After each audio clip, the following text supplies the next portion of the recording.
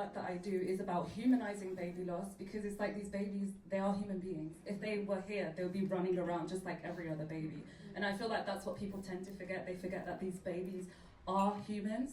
So my daughter's name is Myla Angela Viana Moraes. She was born on the 29th of December 2022 at 36 weeks and 5 days.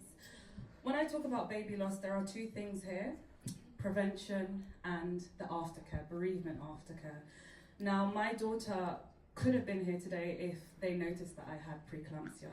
I had all the signs of preeclampsia, and I remember getting a text actually saying that there was protein in my urine. And when I went to the midwife, I said, what does that mean? Because to me, protein is like eating meat, right? So I'm thinking, am I eating too much meat? Am I not eating enough meat? What does protein in my urine mean? And all I was told was, oh, just do another test. So I did about 3 different tests until the protein essentially disappeared. And but that was the learning moment that could have been used to tell me this is what preeclampsia is. Even if I didn't end up developing preeclampsia, now I know what I could do to prevent it. I could have had aspirin that I could get from Tesco. Aspirin could have saved my daughter, you know, and that really frustrates me.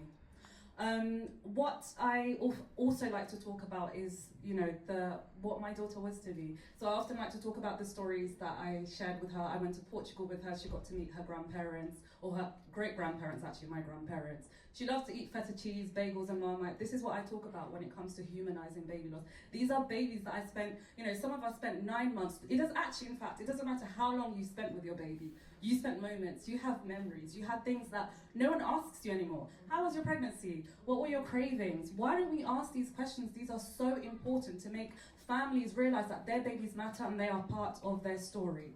So since that, I have started Myla's Present in Memory of Myla, which is creating personalized storybooks. I also do creative writing every second Saturday of the month in Lee Bridge Library in Leighton. So please, if there are any parents that here who would like to come, please do come. It is a safe space. It is a soft space. We talk about our grief. We write about our grief. Whatever it is, there's no right or wrong. Whatever you want to write about. Talking about our children unapologetically, who they were to us, saying their names without feeling like, oh, it's embarrassing. Not embarrassing, but shameful. A lot of people say, oh, it's God's will. I'm sorry, whether or not it's God's will is neither here or there, because that's actually alienating my ability to grieve.